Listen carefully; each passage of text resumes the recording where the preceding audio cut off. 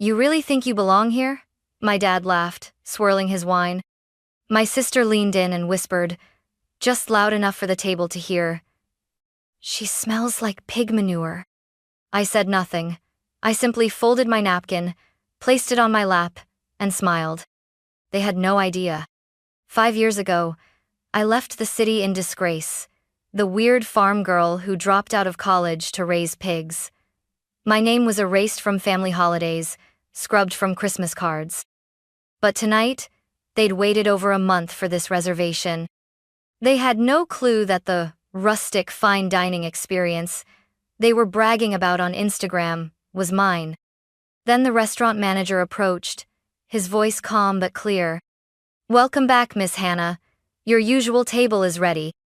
Dad choked on his wine. That was the exact moment everything changed. And I'd waited 5 years for it. I wasn't always the girl who made my father choke on his wine. Once, I was just Hannah Clark, the middle daughter, the odd one out, the one who smelled like the wrong kind of ambition. Growing up in suburban Connecticut meant pressed uniforms, tennis camp, and dinner conversations about SAT scores and Ivy League pipelines. My older sister Lillian was everything my parents hoped for: straight, a student, Yale, bound, fluent in French by sophomore year. My younger brother was still being groomed for finance. And me? I liked pigs. Not as a joke, not in a kids love animals kind of way. I was obsessed. By 12, I knew more about rotational grazing and ethical breeding than most adults. While my siblings joined debate clubs, I volunteered at a small local farm. I spent my weekends mucking stalls, bottle-feeding runt piglets, and learning to tell the difference between acorns and barley in feed blends. My mother once said I smelled uncivilized.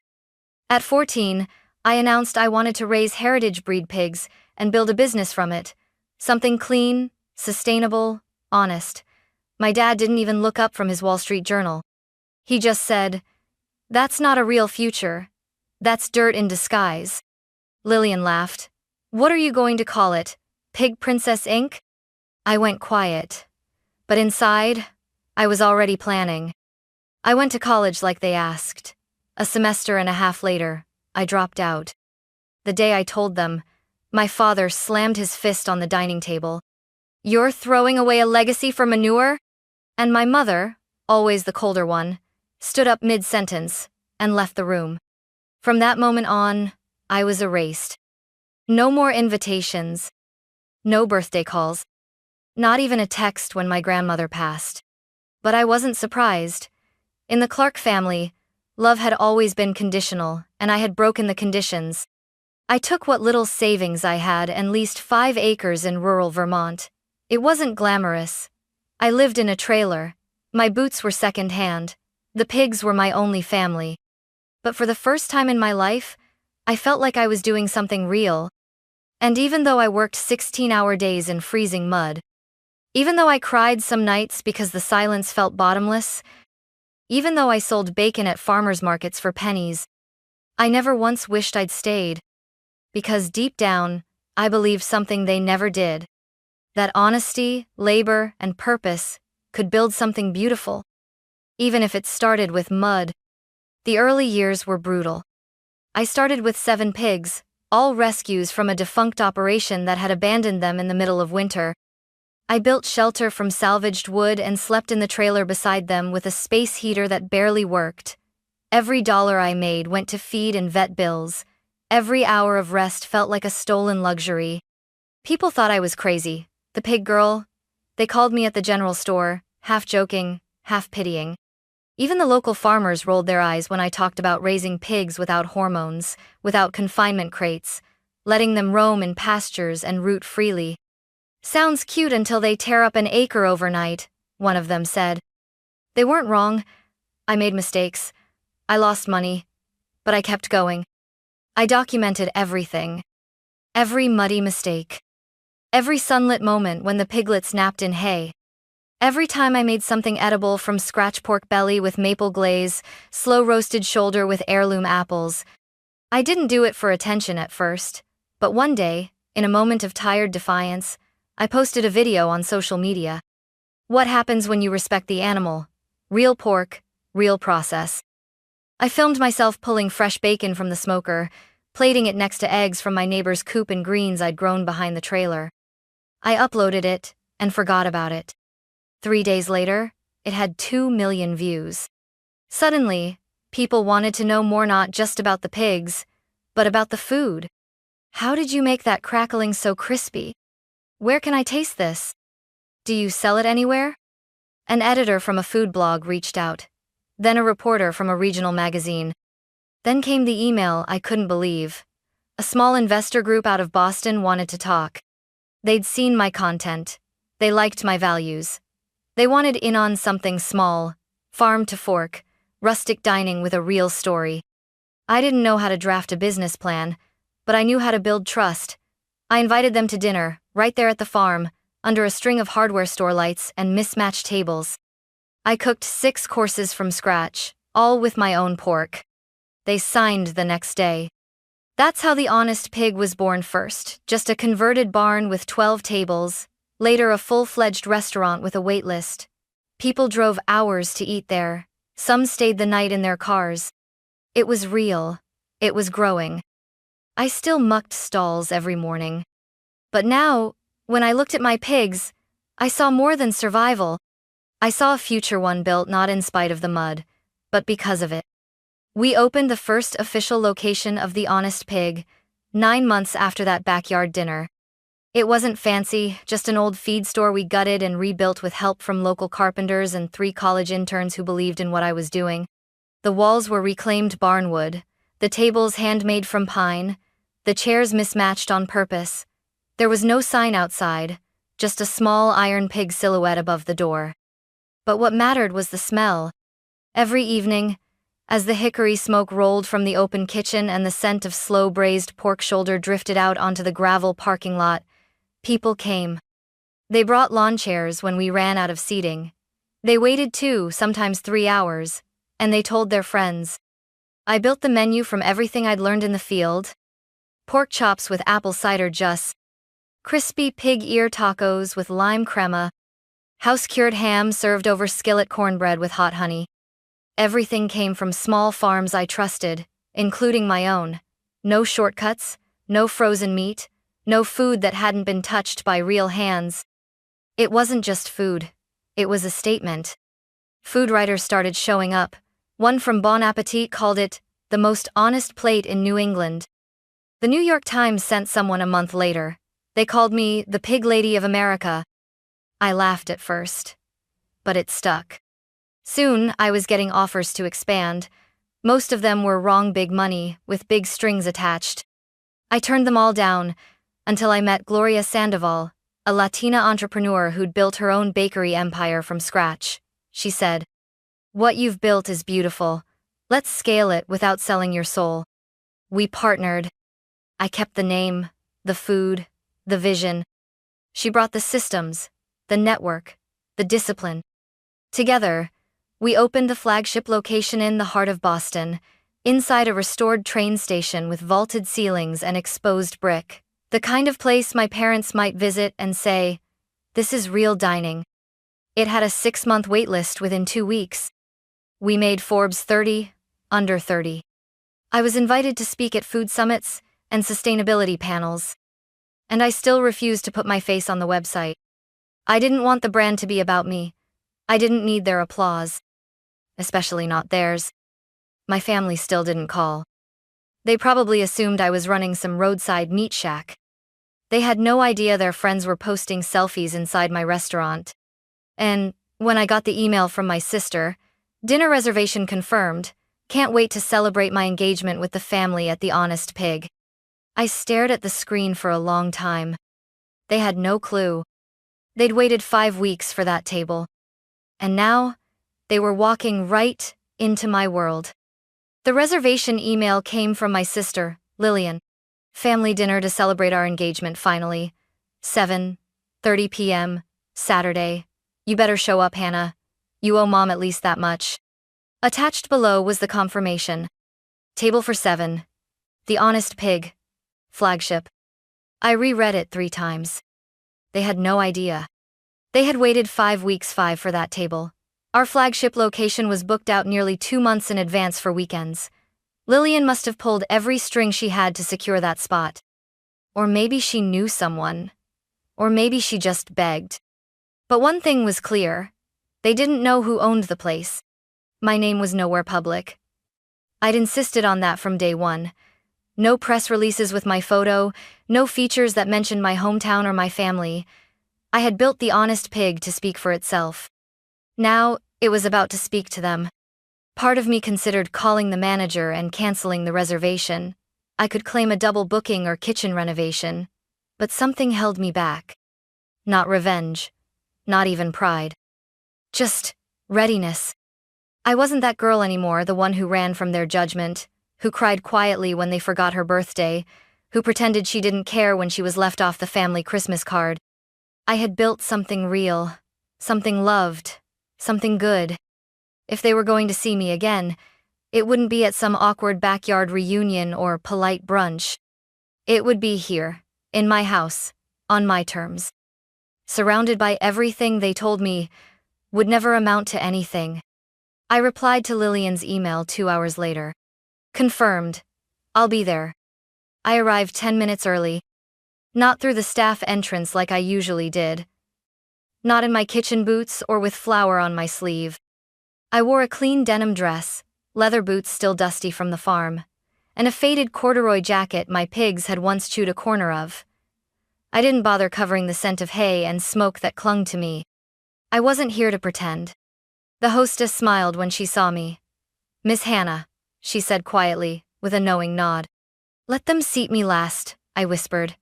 "Just like any other guest." She understood. From the hallway, I could already hear the voices. My mother's clipped tone, my father's low hum as he read the wine list out loud like it was scripture. Lillian's high-pitched laugh bounced off the brick walls. I lingered near the sidebar, unseen, until the hostess gave me the cue. Then, I walked in. The table fell quiet for half a second, just long enough for all eyes to land on me. Then my father chuckled. "You really think you belong here?" he said, shaking his head. I forced a smile. "Good evening, everyone." Lillian leaned toward my mother and said with an audible whisper, "She smells like pig manure." I didn't react. I pulled out the only empty chair and sat down. My boots made a soft thud against the hardwood. My hands were clean, but not manicured. My hair was brushed, but still held a slight frizz from the barn air. I looked exactly like myself. "You could have dressed up a little," my mother murmured behind her champagne flute. "This is my version of formal," I said, pouring myself water. "I hope you can at least afford dinner," my father added with a grin. "This place isn't cheap." I nodded politely. No one asked how I'd been. No one said, "Nice to see you." To them, I was still the girl who threw her future into a pigsty. And yet, they had waited 5 weeks to sit at this table. 5 weeks to dine in a place I had built. They just didn't know it yet. Not yet. The appetizers had just been cleared when it happened. We'd gotten through a shared plate of pork rouletami own recipe and maple-glazed bacon flatbread. They had no idea they were critiquing my creations. My mother pushed aside the pickled onions. Lillian scraped off the crackling. My father asked if the bacon was too thick for modern plating. I let them. Then, Marcus appeared. He was our general manager, polished, calm, and sharp as a carving knife. He approached our table with his signature grace, holding a leather folder in one hand. "Excuse me," he said, voice warm but composed. "Is there a Miss Hannah Clark at this table?" My father frowned. "Why?" he asked, immediately defensive. "Is there a problem?" Marcus turned to me, ignoring the question. Then he smiled. "Welcome back, Miss Hannah. Your usual table is ready in the side dining room. Would you like me to bring over the investor's wine list now or after your walkthrough?" Silence. Lillian blinked first. My mother's hand froze midair. My father choked on his wine. Literally. He coughed twice, then dabbed at his lips with his napkin, eyes wide. I'm sorry, what?" he asked. Marcus turned to the rest of them, still professional. Miss Clark prefers to dine privately when she visits the flagship. The back room was held for her. Shall I move this party there? No, I said gently, setting down my water. This table is perfect. My family stared at me like I'd grown tusks. You work here? Lillian asked, squinting. Are you managing or something? I smiled. Not quite. You know the staff? My mother asked, her voice cracking with confusion. I trained most of them. My father leaned forward. Are you saying you're what, assistant manager? Sous chef? I folded my hands. No, Dad. I'm saying I own this restaurant. The Honest Pig is mine. I founded it. I run it. I designed the menu you're eating. Every course, every ingredient. It all came from me. No one breathed. I thought this was some new trendy farm-to-table thing, Lillian muttered. You can't be serious. She's joking, my father said, almost hopeful. Marcus cleared his throat politely. Actually, sir, Miss Clark is not only the owner, but the executive chef and founder of our entire restaurant group. This flagship is the heart of our brand. The brand? My mother repeated. I turned to her. We have 7 locations now. Boston, Portland, Chicago, Denver. I opened them using pork raised from my farm, the one you called a patch of mud and dreams. The words landed like knives.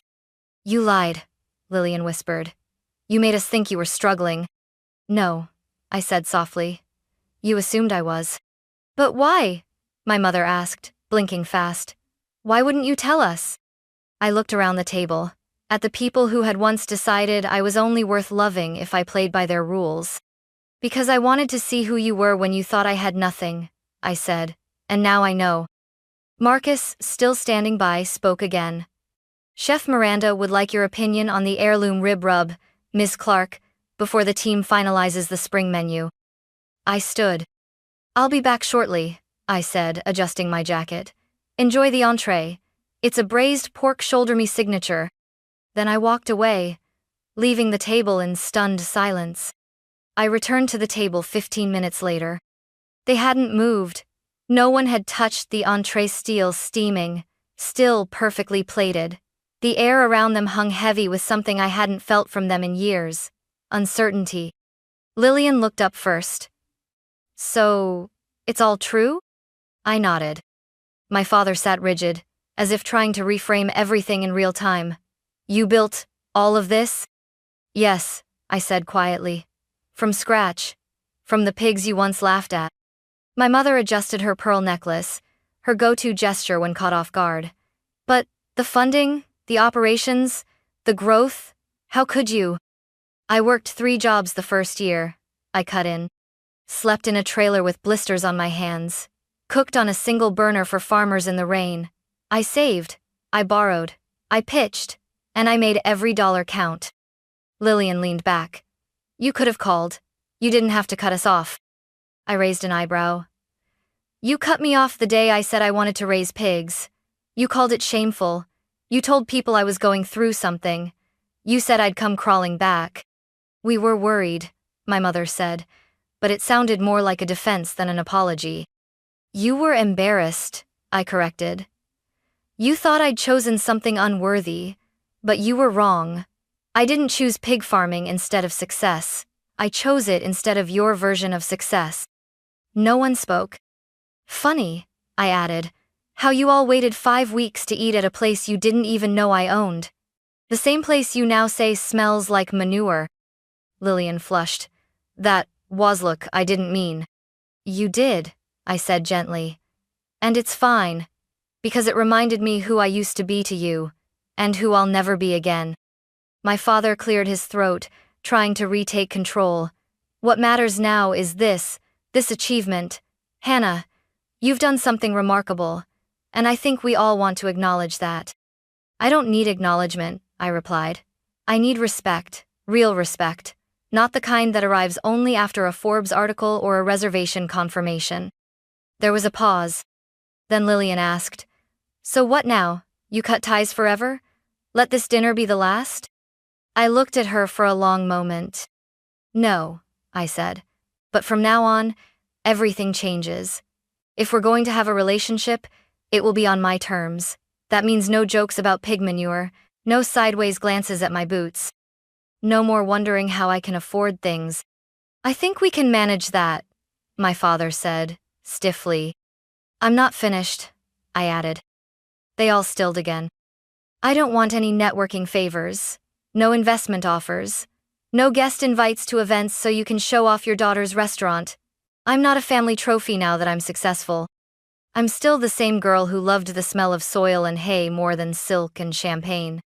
My mother's lip trembled, but she said nothing. And one more thing, I said. I'm proud of what I built, but I'm prouder that I built it without bending to become someone you'd finally accept.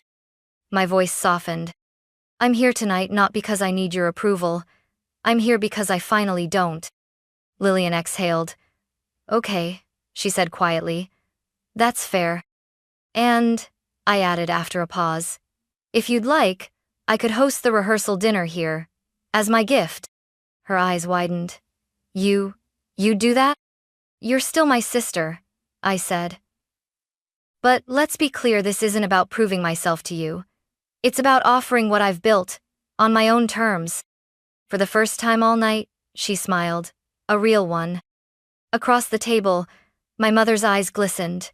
My father looked down, almost ashamed. Maybe for the first time in his life. I'd like that, Lillian said softly. And I'd like to know more. About what you do. About how you got here. You'll have to come early, I smirked. I'll show you how to feed the pigs. She laughed. I just might. And in that moment, for the first time in years, the table didn't feel like a battlefield. It felt like a beginning. Later that night, after the plates had been cleared and the last glasses of cider sipped to silence, I stepped into the kitchen. My sanctuary. Miranda, my head chef and the backbone of this flagship, looked up from the pass window and grinned. So, how was dinner with the royals? I laughed. They choked on the pork, metaphorically and literally. She raised an eyebrow. The rub too spicy? No, I said. The truth was. We reviewed the spring menu changes, tasted a sliver of smoked belly for salt, adjusted the char on the seared loin. The usual rhythm of a closing shift grounded me like it always did. When the team finally wrapped up and the lights dimmed to the after-hours glow, I lingered near my office. I checked my phone. A message from Lillian. That was a lot, but thank you. Also, can we talk next week? I'd love to bring someone by the farm. No judgment, just curiosity. I smiled. Maybe she meant it. Maybe she didn't.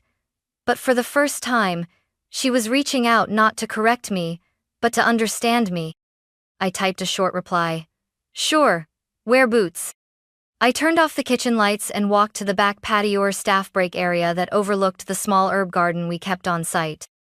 Even in the city, I'd insisted we grow our own thyme and mint, basil and chives.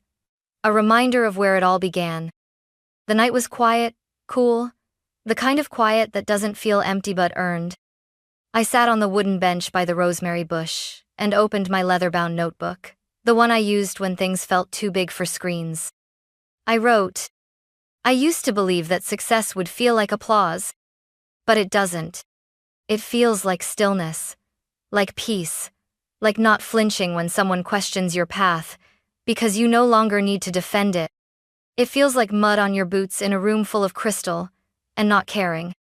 It feels like walking into a restaurant and knowing every scent, every story, every soul behind the dishes, because you built it. It feels like being the same girl they once called foolish, and not needing to prove them wrong anymore. I closed the notebook and looked up at the sky. The stars were dimmer here than on the farm, but they were still there, constant, like truth, like roots. And I knew, finally, I had come full circle. Not because they saw me now, but because I no longer needed them to.